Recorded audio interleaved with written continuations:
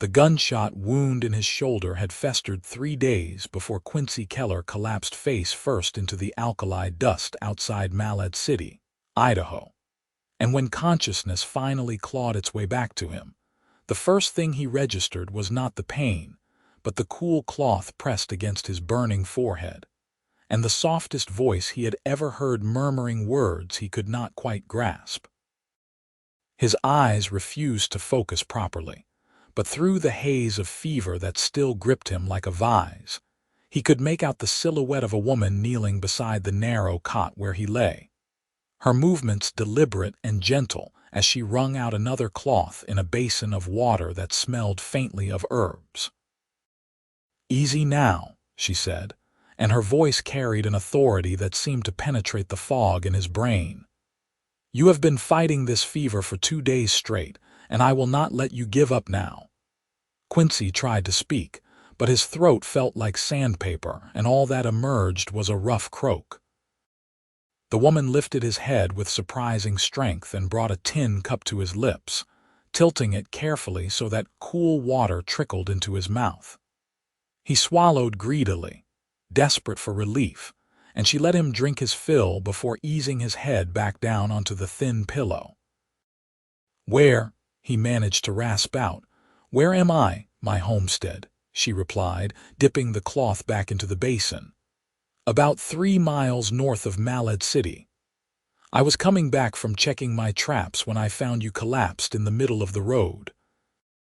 You are lucky I came along when I did, because the buzzards were already circling." He tried to lift his head to get a better look at her, but the effort sent waves of dizziness crashing through him, and he fell back with a groan.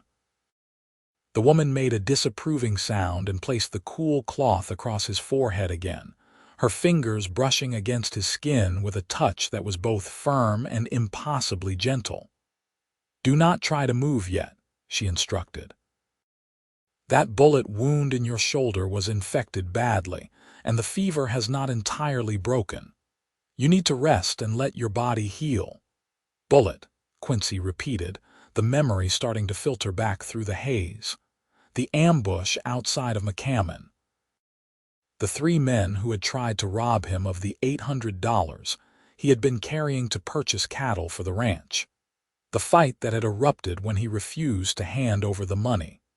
He had managed to shoot one of them and drive the others off, but not before taking a bullet himself. He had ridden hard for Malad City, knowing he needed help, but the infection must have spread faster than he had anticipated. "The bullet went clean through," the woman said, as if reading his thoughts. "But you did not treat it properly, and by the time I found you, the wound was festering. I had to clean it out and pack it with a poultice. You are very fortunate that I learned medicine from my grandmother, because any doctor in town would have wanted payment you probably could not provide in your condition." Quincy's eyes finally began to focus, and he found himself staring up at the most striking woman he had ever seen. She appeared to be in her mid-20s, with long auburn hair pulled back in a practical braid, and eyes the color of spring leaves that assessed him with intelligence, and something else he could not quite name. Her face was sun-bronzed and dusted with freckles across her nose, and there was a strength in her features that spoke of someone who had learned to survive in this harsh land without relying on anyone else. "I can pay," he said, his pride stung by the suggestion that he was destitute. "I have money." "I am sure you do," she replied, wringing out the cloth again. "But right now, money is not what you need. What you need is to lie still and let the medicine work." Over the next several hours, Quincy drifted in and out of consciousness, sometimes waking to find the woman spooning broth between his lips, other times surfacing to feel her changing the bandage on his shoulder with hands that moved with practiced efficiency. Each time he woke, the fever seemed a little less intense, the room a little clearer, until finally he opened his eyes to find pale morning light filtering through the single window of the small cabin, and his mind feeling almost normal again. The woman was sitting in a chair near the door, mending what looked like a leather harness, her fingers moving with quick precision. She must have sensed his gaze because she looked up immediately, setting aside her work and crossing to the cot in a few quick strides. "How do you feel?" she asked, pressing the back of her hand against his forehead. "Like I got trampled by a herd of cattle," Quincy admitted, "but better than before. The fever is gone, is it not?" "Mostly," she agreed, a small smile playing at the corners of her mouth. "You still have some healing to do, but I think you are past the worst of it now. You have a strong constitution." "I have you to thank for that," he said. "If you had not found me—" "But I did find you," she interrupted gently. "So there is no point dwelling on what might have happened. My name is Olivia Fletcher, by the way. I suppose I should have introduced myself earlier, but I was rather preoccupied with keeping you alive." "Quincy Keller," he replied. "And I owe you my life, Miss Fletcher." "Just Olivia," she said. "I do not stand much on formality out here." "And you do not owe me anything except to follow my instructions and rest properly so that wound can finish healing." Over the following days, Quincy learned that Olivia Fletcher was one of the most remarkable women in southeastern Idaho, though she would never have described herself that way. She had come to Malad City 5 years earlier, in 1873, with her father and grandmother, planning to establish a farm on the land that had opened up for settlement. Her father had died of pneumonia during their first winter, and her grandmother had passed peacefully in her sleep 2 years later, leaving Olivia alone on the homestead at the age of 22. Most people had expected her to sell the land and move back east, but Olivia had stayed, learning to trap, hunt, and farm with a determination that had gradually won the respect of even the most skeptical ranchers in the valley. "It is not easy," she admitted one afternoon as she prepared a meal of rabbit stew over the small iron stove. "There are times when I wonder if I am being foolish, trying to make a go of it out here by myself. But this land is mine, and I worked too hard alongside my family to give it up just because things are difficult." Quincy, who was finally strong enough to sit up without getting dizzy, watched her move around the cabin with an economy of motion that spoke of someone who had learned to do everything herself. "You are not foolish," he said quietly. "You are brave. Most women would not have the courage to stay out here alone." "Most women do not have the choice," Olivia replied, stirring the pot. "They have families, husbands, children to consider. I only have myself, which makes the decision both easier and harder at the same time. You never get lonely." She was quiet for a moment, her back to him as she continued stirring. "Sometimes," she finally admitted, "but I keep busy, and the independence is worth the occasional lonely evening. I answer to no one but myself, make my own decisions, live by my own rules. There is a freedom in that which I would not trade easily." Quincy found himself fascinated by her, by the way she spoke about her life without self-pity, but also without false bravado. She was simply stating facts, describing her existence with the same straightforward honesty that characterized everything about her.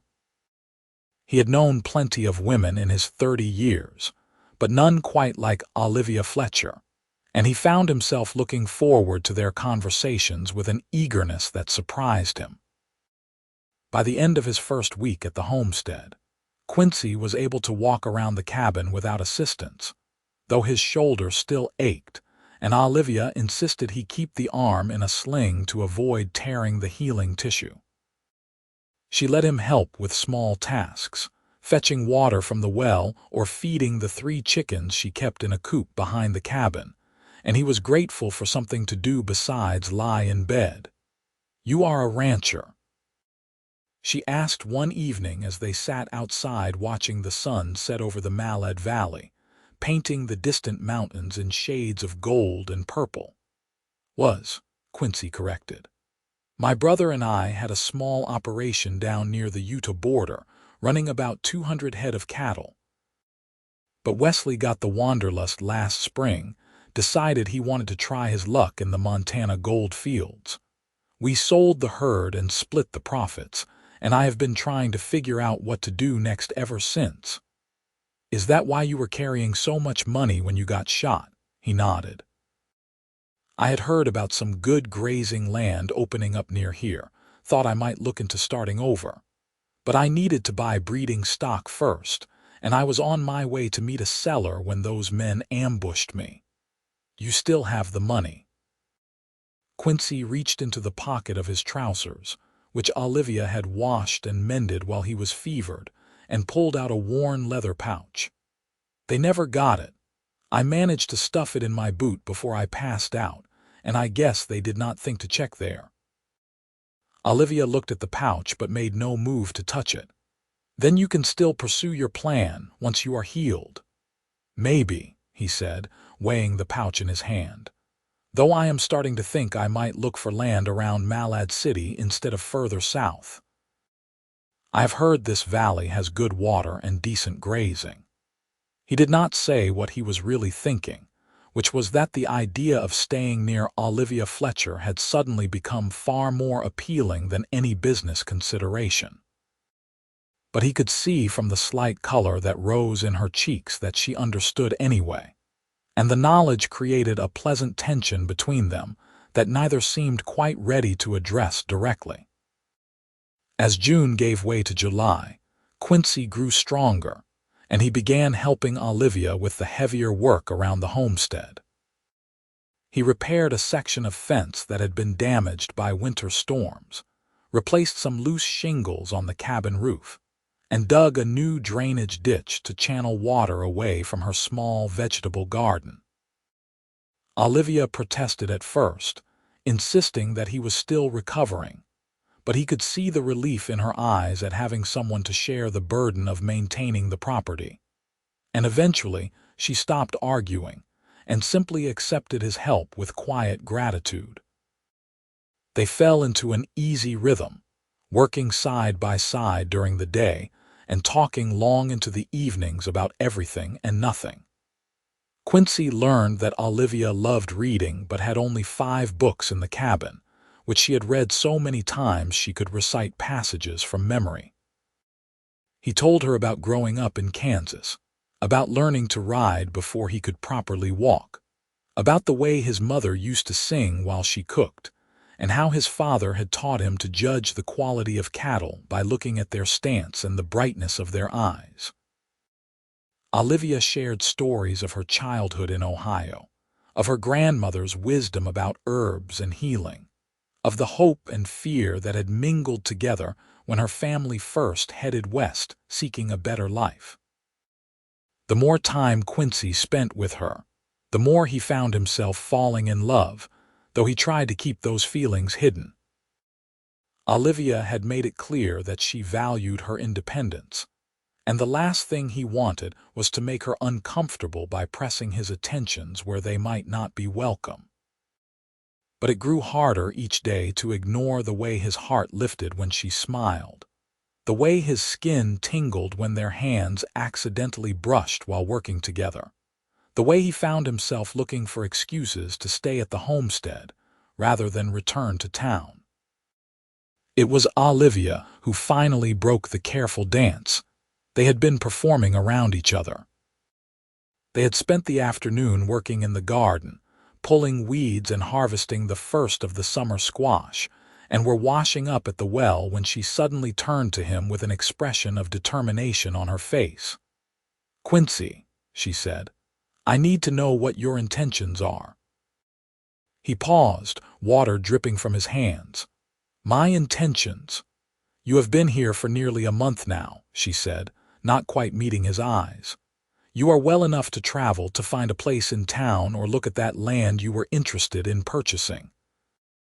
But you keep staying, keep finding reasons to delay leaving, and I need to know why because I cannot keep pretending I do not notice." Quincy dried his hands slowly on his trousers, buying time to choose his words carefully. What do you want my reasons to be? That is not an answer, Olivia said, but he could hear the tremor in her voice that suggested she was not as composed as she was trying to appear. The truth is, Quincy said, taking a step closer to her, I am staying because I cannot bear the thought of leaving you. I know you value your independence, and I respect that, but I have fallen in love with you, Olivia Fletcher. Completely and irrevocably in love. And if there is even the smallest chance that you might feel the same way, I need to know, because it is driving me half mad trying to guess. Olivia stared at him for a long moment, her green eyes wide and unreadable. Then, slowly, a smile spread across her face, transforming her features from merely striking to absolutely beautiful. You are a fool, she said softly. I know, Quincy replied, his heart sinking. No, you do not understand, Olivia continued, reaching up to cup his face in her work-roughened hands. You are a fool because I have been in love with you since the second week you were here, when you were still weak as a kitten but insisted on splitting firewood, because you saw how low the supply was getting. I kept waiting for you to say something, to give me some sign that you felt the same way, but you were always so careful, so respectful of my space. I started to think maybe I had imagined the connection between us. You did not imagine anything, Quincy said, covering her hands with his own. I have been in love with you so long I cannot remember what it felt like not to love you. Every morning I wake up grateful that I got shot and collapsed on that road, because it brought me to you.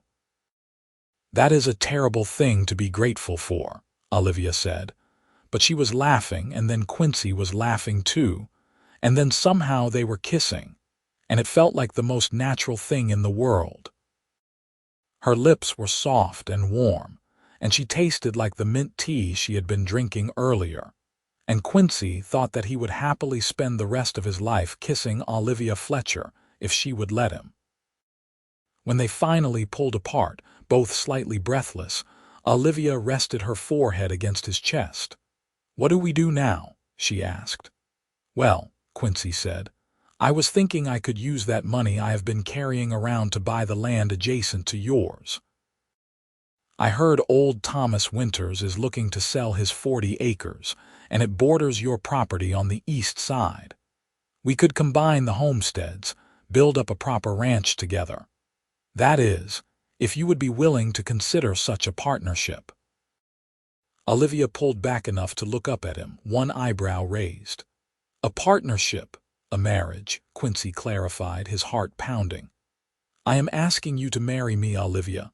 I know it is fast. I know we have only known each other a short time, but out here, time moves differently. People make decisions quickly because they have to, and I have never been more certain of anything in my life than I am of wanting to spend the rest of my days with you. Yes, Olivia said simply. Yes, I will marry you, Quincy Keller, but I have conditions. Name them. This remains a partnership in every sense of the word, she said firmly. I do not want to be simply a rancher's wife who keeps house and has no say in the running of the operation. I have been making my own decisions too long to give that up now, even for love. I would not have it any other way, Quincy assured her. I fell in love with your strength and independence, Olivia. I have no desire to change who you are. And we build the new house right here, on my original homestead, she continued. This is the land my family claimed, where my father and grandmother are buried. I will not leave it. Then we stay right here, Quincy agreed. I will go into town tomorrow and talk to Winters about his land, and we can start making plans. Olivia nodded, satisfied, and then kissed him again, and Quincy marveled at how quickly life could change. A month ago he had been alone, wounded and uncertain about his future. Now he had found not just love but a true partner, someone who would stand beside him as an equal as they built a life together in this harsh but beautiful valley. They were married 3 weeks later in a simple ceremony at the Methodist Church in Malad City, with a handful of Olivia's neighbors as witnesses. Olivia wore a simple blue dress she had sewn herself, and Quincy bought a new shirt and vest for the occasion, wanting to look his best for his bride. The preacher kept the service short, and afterward they celebrated with a meal at the boarding house where Quincy had been staying while he negotiated the purchase of the Winters property. "To the happy couple," declared Samuel Morrison, a rancher whose land bordered Olivia's to the south. "And to Quincy, for having the good sense to recognize that Olivia Fletcher is worth more than all the gold in Montana." "I will drink to that," Quincy said, raising his glass of cider and smiling at his new wife. The purchase of the Winters land went through in mid-August, and Quincy and Olivia spent the rest of the summer and fall planning their future ranch. They decided to focus on raising cattle and horses, with Olivia maintaining her vegetable garden and trap lines to provide additional income. Quincy used most of his remaining money to purchase 50 head of good breeding stock and 2 young bulls, while Olivia contributed the savings she had carefully accumulated over her years alone. They worked together to build a new barn and expand the cabin, adding 2 more rooms to accommodate a future family. Quincy proved to be a skilled carpenter, having learned the trade from his father, and Olivia worked alongside him, measuring and cutting boards with the same precision she applied to everything she did. By the time the first snow fell in November, they had created a homestead that felt solid and permanent, a real foundation for the life they were building together. Winter in the Malad Valley was harsh, with temperatures dropping well below zero and snow piling up in drifts that sometimes reached the cabin windows. But Quincy found he did not mind the long, dark evenings, because he got to spend them with Olivia, reading aloud from the books she loved or simply talking by the fire while the wind howled outside. They played checkers using a board Quincy carved from a piece of scrap wood, and Olivia taught him the card games her grandmother had shown her. Sometimes they would simply sit together in comfortable silence, Olivia mending or knitting while Quincy worked on repairing tack, content in each other's presence. It was during one of those quiet evenings in January of 1879 that Olivia looked up from the sock she was darning and said, "I think I might be pregnant." Quincy dropped the bridle he had been oiling. "You think?" "I am fairly certain," Olivia clarified, setting aside her mending. "I have missed my monthly courses twice now, and I have been feeling queasy in the mornings. All the signs point to it."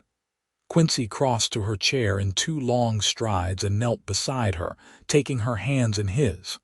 "How do you feel about it?" "Terrified," Olivia admitted. "My mother died giving birth to my younger brother, who also died. I never told you that.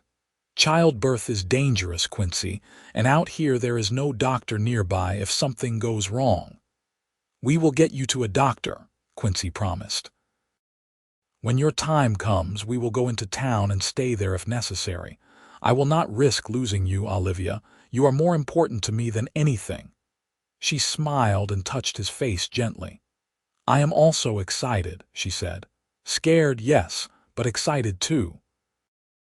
I never let myself imagine having children when I was alone, but now that it is happening, I find I want this very much. I want to have your child, Quincy. I want to build a family with you." "Then that is what we will do," Quincy said, kissing her forehead. "We will build the best family this valley has ever seen." The pregnancy progressed normally through the spring, though Quincy watched Olivia like a hawk, trying to prevent her from doing any heavy work, despite her protests that she was not an invalid. They compromised, with Olivia handling the lighter tasks while Quincy took on the more strenuous labor. By April, her belly had swelled noticeably, and she moved with the careful grace of a woman aware of the precious cargo she carried. In July, as Olivia's time drew near, they moved into town as planned, taking a room at the boarding house where the owner, a practical woman named Mrs. Henderson, had assisted with several births and could provide help if needed. The doctor, a young man named Edward Thornton who had recently arrived from Boston, examined Olivia and declared that everything appeared normal, though he cautioned that childbirth always carried risks. "I will do everything in my power to ensure both you and the baby come through safely," he promised. "You are strong and healthy, Mrs. Keller, which is in your favor." The labor began on a sweltering afternoon in late July, and Quincy spent the longest hours of his life pacing in the hallway outside their room while Mrs. Henderson and Dr. Thornton attended to Olivia. He could hear her cries through the door, and each one felt like a knife to his heart, but Mrs. Henderson had firmly ejected him from the room after the first hour, insisting that he was making Olivia nervous with his worried hovering. Finally, just as the sun was setting, he heard a new sound, the thin wail of a newborn baby, and his knees nearly gave out from relief. A moment later, Mrs. Henderson opened the door, beaming. "You have a son," she announced. "A big, healthy boy with a fine set of lungs, and your wife did beautifully. She is tired but well. You can come in now." Quincy entered the room to find Olivia propped up against the pillows, her hair damp with sweat and her face pale with exhaustion, but smiling as she cradled a small bundle wrapped in a clean blanket. She looked up as he approached, and the love in her eyes took his breath away. "Meet your son," she said softly, adjusting the blanket so Quincy could see the tiny red face peeking out. "I thought we might name him Thomas, after my father." "Thomas Keller," Quincy said, reaching out to gently touch the baby's impossibly small hand. Immediately, tiny fingers wrapped around his own, gripping with surprising strength. "Hello, Thomas. I am your father, and I promise to do everything in my power to keep you and your mother safe and happy." "We know," Olivia said, leaning her head against his shoulder. "That is why I love you." They returned to the ranch 2 weeks later, with Olivia insisting she was recovered enough to travel despite Quincy's concerns. Thomas proved to be a good baby, sleeping in long stretches and nursing eagerly when hungry. Quincy found himself completely enchanted with fatherhood, spending hours simply watching his son sleep or holding the baby against his shoulder while Olivia rested. The ranch continued to prosper over the next few years.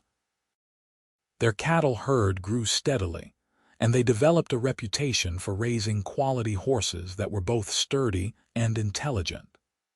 Olivia proved to have a natural talent for horse training, and several buyers came from as far away as Boise to purchase their stock. Quincy handled the day-to-day operations of the ranch with quiet competence, while Olivia managed their finances with the same practical efficiency she applied to everything.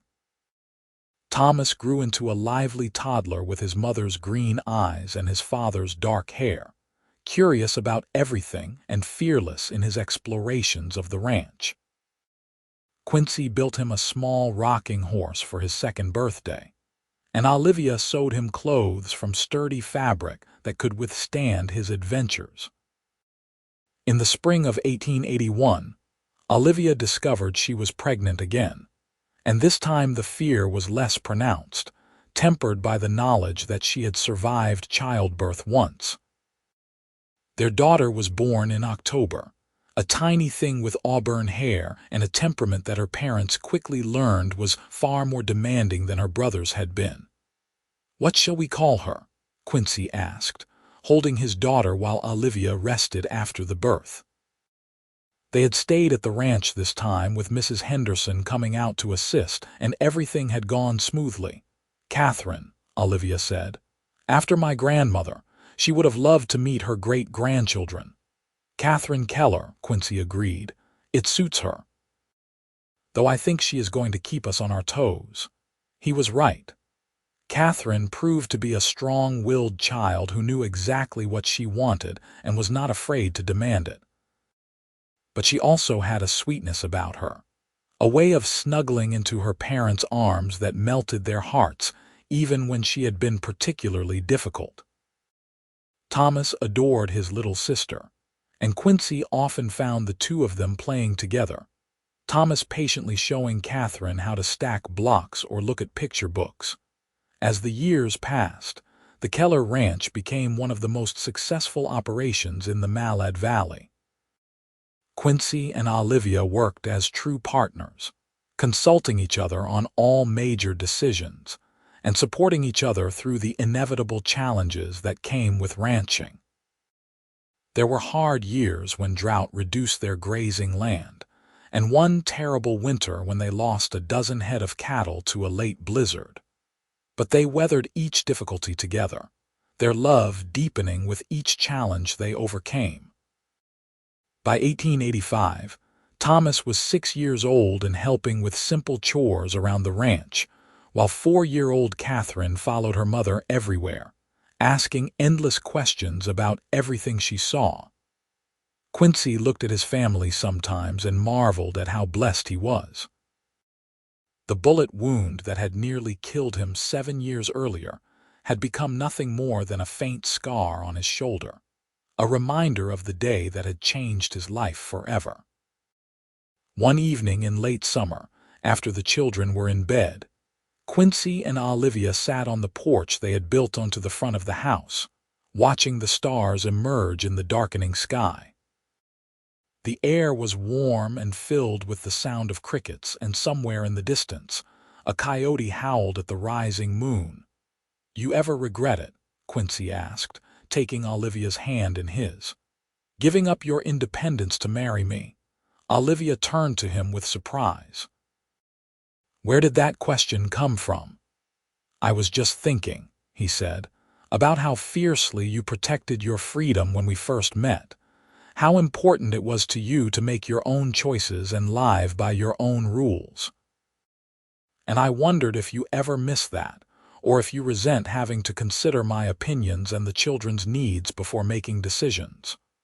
"Oh, Quincy," Olivia said, squeezing his hand, "I did not give up my independence when I married you. I chose to share my life with you, which is completely different. I still make my own decisions, but now I have someone who respects my judgment and values my input. We are partners, just like I insisted we would be. And as for the children, they are not a burden on my freedom. They are the greatest joy I have ever known, aside from loving you." Even when Catherine refuses to eat her vegetables and Thomas tracks mud through the house, Quincy asked, smiling. "Even then," Olivia confirmed, "this life we have built together, it is everything I never knew I wanted." "You gave me that, Quincy. You and your stubborn refusal to leave my homestead even after you were healed. Best decision I ever made," Quincy said, pulling her close and kissing her temple. "That and collapsing on that road in front of your place." "Still a terrible thing to be grateful for," Olivia replied, but she was laughing. They sat together in comfortable silence, listening to the sounds of the night and feeling the gentle breeze that carried the scent of sage and summer grass. Inside the house, their children slept safely, and around them, the ranch they had built together stood as testament to their partnership and love. The Malad Valley stretched out beneath the stars, harsh and beautiful, and Quincy thought there was nowhere else on earth he would rather be. In 1887, Olivia gave birth to their third child, another son they named James. He arrived in the spring during a thunderstorm, his first cries mingling with the sound of rain on the roof.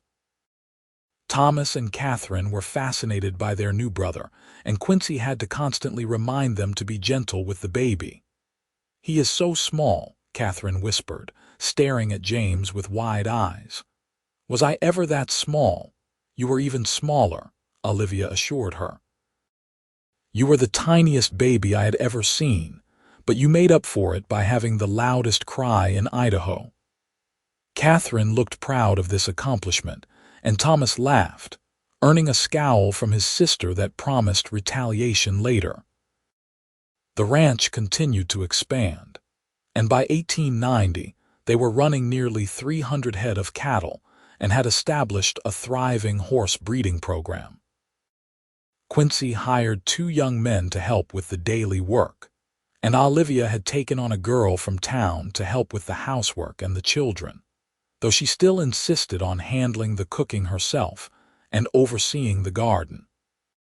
Thomas, now 11, had developed his father's natural way with animals and spent most of his free time in the barn, learning everything he could about ranching. Catherine, at 9, showed signs of inheriting her mother's head for business, constantly asking questions about prices and profits and how they decided what to sell and when.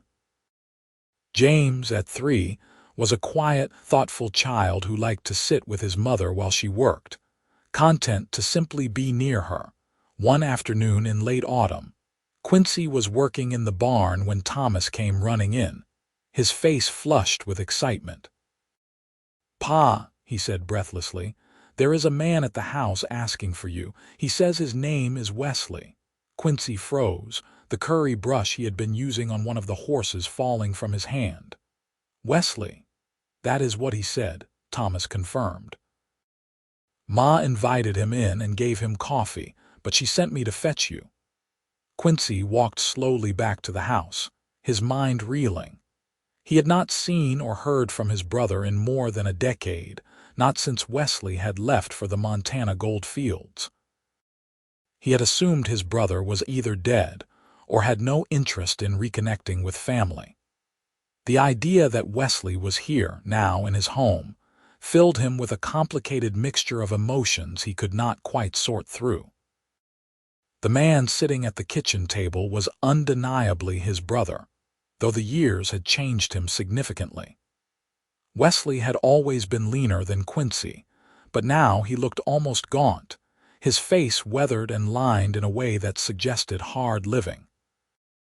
His clothes were worn but clean, and he held his coffee cup in hands that trembled slightly. "Quincy," Wesley said, standing up as his brother entered, "I know I am probably the last person you expected to see." "You could say that," Quincy replied carefully. "It has been 12 years, Wesley." 12 years without a word. "I know," Wesley said, looking down at his cup. "And I do not have any good excuse for that. I got caught up in the mining life, chasing one strike after another, always convinced the next claim would be the one that made me rich. By the time I realized I was just wasting my life, so much time had passed that I was ashamed to reach out. But then, I heard from someone passing through Butte that you had a ranch down near Malad City, and I thought maybe it was not too late to try to reconnect." Quincy studied his brother, trying to reconcile this worn-down man with the restless, optimistic person who had left all those years ago. "Did you ever find your fortune?" "No," Wesley admitted with a bitter laugh. "I found exactly nothing except a lot of hard work and disappointment. I am broke, Quincy, completely broke, and I am tired of running after dreams that are never going to come true. I came here hoping you might be willing to give me a job, a chance to start over. But if you would rather I leave, I will understand. I know I have no right to ask anything of you after disappearing the way I did." Quincy looked at Olivia, who had been standing quietly by the stove. She met his eyes and gave a small nod, leaving the decision to him, but indicating her support either way. He thought about holding a grudge, about all the years of silence and wondering, but found that the anger he might have expected to feel was simply not there. This was his brother, blood of his blood, and whatever had passed between them, family still meant something. "You can stay," Quincy said finally. "We can always use an extra hand, especially with winter coming on, but I need you to understand that things are different now. I have a wife and children who depend on me, and this ranch is our livelihood." If you work for me, I expect you to work hard and stay reliable. No running off chasing the next big opportunity that comes along." "I understand," Wesley said, relief evident in his face. "And I promise, Quincy, I am done chasing fool's gold. I just want a steady place to work and sleep, and maybe a chance to get to know my nieces and nephews." "Nephews and niece," Quincy corrected. "2 boys and a girl, and they are good kids. You will like them." Wesley settled into ranch life more easily than Quincy had expected, throwing himself into the work with an enthusiasm that suggested he was genuinely grateful for the opportunity. He was good with the cattle and horses, and he had a gift for storytelling that made him popular with the children, who would beg him to tell them tales of his adventures in the mining camps after dinner. "Was there really a bear in your cabin?" Catherine asked one evening, her eyes wide. "Big as a barn," Wesley assured her. "I woke up and there he was, going through my supplies looking for food. I had to climb out the window and spend the night in a tree until he wandered off." "Were you scared?" James asked. "Terrified," Wesley admitted. "But sometimes you have to do things even when you are scared. That is what bravery is, doing what needs to be done even when you are afraid." Quincy listened to his brother charming his children and felt grateful that he had given Wesley a second chance. Whatever mistakes his brother had made in the past, he seemed genuinely committed to building a better life now, and that was what mattered. As the years continued to pass, the Keller Ranch became a fixture in the Malad Valley community. Quincy served on the school board and helped organize the annual 4th of July celebrations, while Olivia became known for her skill with medicinal herbs and was often called upon to help when someone in the valley fell ill or injured. Their children grew healthy and strong, shaped by the hard work and open spaces of ranch life. Thomas, as he entered his teenage years, increasingly took on more responsibility around the ranch, working alongside his father and uncle to manage the growing operation. Catherine developed a passion for reading and talked constantly about someday going to college, a dream that Olivia encouraged despite the raised eyebrows of some of their more traditional neighbors.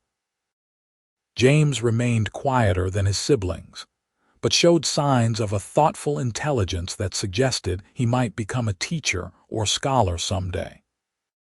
In 1895, when Quincy was 45 years old and Olivia was 43, they stood together on the porch of their home and looked out over the land they had built together.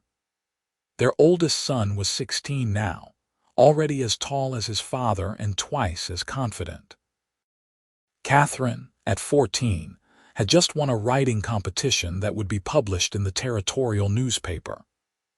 James, at 8, was inside reading a book about astronomy that was probably too advanced for him, but that he had insisted on checking out from the traveling library anyway. "Can you believe it has been 17 years since I collapsed on that road?" Quincy mused, his arm around Olivia's waist. "Some days it feels like a lifetime ago," Olivia replied, leaning into his embrace. "Other days it feels like just yesterday that I was trying to force broth down the throat of a stubborn cowboy who kept insisting he was fine despite burning up with fever." "I was not that bad," Quincy protested. "You were worse," Olivia said firmly. "You were delirious half the time, and you kept trying to get up and leave even though you could barely stand. There were moments when I genuinely thought you were going to die on me despite my best efforts. But you would not let me," Quincy said, kissing the top of her head. "You saved me with nothing but sheer will and determination, refusing to accept that I might not make it. Well, I had not gone to all that effort of dragging you back to my cabin just to have you die on me," Olivia said practically. "That would have been very inconvenient." Quincy laughed, a sound full of warmth and contentment. "I love you, Olivia Keller, more today than yesterday and less than I will tomorrow." That is terribly sentimental for a hard-bitten rancher, Olivia teased, but he could see the tears shining in her eyes. You make me sentimental, Quincy replied. You and our children and this life we have built. I look around at everything we have accomplished, and I cannot help but feel grateful for every single moment, even the hard ones. Especially the hard ones because they made us stronger. We did build something good, did we not? Olivia said softly. Something lasting and real. The ranch, our family, our place in this community. This is the life I dreamed of when I first came west with my father, even if I did not know it at the time. It is exactly what I needed, Quincy agreed. I just did not realize it until I woke up and saw you kneeling beside me, refusing to let me give in to the fever. You were the strongest, most determined person I had ever met, and I fell in love with you before I even knew your name. They stood together in comfortable silence, watching the sun set over the valley they had made their home. Inside the house, they could hear their children's voices, Thomas explaining something to James while Catherine laughed at whatever he had said. Wesley was probably in the bunkhouse, reading by lamplight or preparing for the next day's work. The cattle were settled in the pastures and the horses were safe in the barn. Everything was as it should be. What do you think the future holds? Olivia asked. For us, for the children, for the ranch. I think Thomas will take over the ranch someday, Quincy said thoughtfully. He has the passion for it, the same love of this land that we have. Catherine will probably go off to college like she dreams, and she will do amazing things wherever she ends up. James might become a professor or a scientist, something that uses that brilliant mind of his. And we will be here, growing old together and watching our grandchildren run through these same fields where our children played. Grandchildren, Olivia repeated, a smile playing at her lips. That is getting ahead of things, is it not? Maybe, Quincy admitted. But I like to think about it. I like imagining us in 20 years, still sitting on this porch together, still in love after all that time, still partners in everything we do. We will be, Olivia assured him. Because that is what we built, Quincy. Not just a ranch or a family, but a partnership that can withstand anything. We survived infection and fever, hard winters and dry summers, challenges that would have broken lesser people. And we did it together, as equals, the way it was always meant to be. The way it always will be, Quincy promised, pulling her closer. As the stars began to emerge in the darkening sky and the first crickets of evening started their chorus, Quincy Keller thought about the strange path that had led him to this moment. The ambush that could have killed him, the fever that nearly finished what the bullet had started, the woman who had refused to let him die. He thought about Olivia's determination, her skill, her unwavering belief that he would survive if she just kept fighting for him. He thought about falling in love while recovering, about building a life together from almost nothing, about creating something lasting and true in this harsh but beautiful land. He had come to Idaho looking for a fresh start, a way to rebuild after his brother had dissolved their partnership. Instead, he had found everything he never knew he needed. A love that sustained him, a partner who challenged and supported him in equal measure, children who made him proud every single day, and a home that felt like the place he was always meant to be. The fever that had nearly claimed his life had instead led him to the best thing that ever happened to him, and Quincy knew that he would spend the rest of his days being grateful for that twisted stroke of fate. He had been burning up, dying slowly from infection and heat, and Olivia Fletcher had looked at him and decided he was worth saving. She had fought for him with nothing but her knowledge, her determination, and her sheer force of will, refusing to accept defeat even when it seemed inevitable. And in saving his life, she had given him everything worth living for. Years continued to roll forward like the seasons they marked, each bringing its own joys and challenges. In 1897, Thomas married a local girl named Sarah Morrison, the daughter of their neighbor Samuel, in a ceremony that brought the entire valley together in celebration. Quincy stood beside his son during the wedding and remembered his own simple ceremony nearly 20 years earlier, remembered the certainty he had felt that marrying Olivia was the right choice despite how quickly they had fallen in love. Nervous, he asked Thomas quietly as they waited for Sarah to arrive. Terrified, Thomas admitted, but also more certain than I have ever been about anything. I love her, Pa, the way you love Ma, that kind of love that makes everything else make sense. Then you are going to be just fine, Quincy assured him. That kind of love can carry you through anything. Thomas and Sarah built a house on the eastern edge of the ranch property, and within a year, they had given Quincy and Olivia their first grandchild, a boy they named Quincy Thomas Keller after his grandfather. Holding his grandson for the first time, Quincy felt something settle inside him, a sense of completion and continuity that brought tears to his eyes. "Look at you," Olivia teased gently, seeing his expression. "The tough rancher crying over a baby." "Our grandson," Quincy corrected, unable to take his eyes off the small face. "Our legacy, proof that everything we built will continue after we are gone." "We are not going anywhere for a long time yet," Olivia said firmly. "I plan on spoiling this child thoroughly and any others that come along."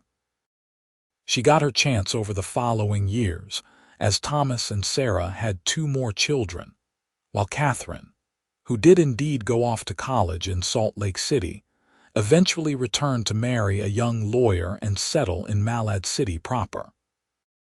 She had 3 children of her own, and Quincy and Olivia's home became the gathering place for holidays and celebrations, filled with the laughter and chaos of grandchildren running through the rooms where their parents had once played.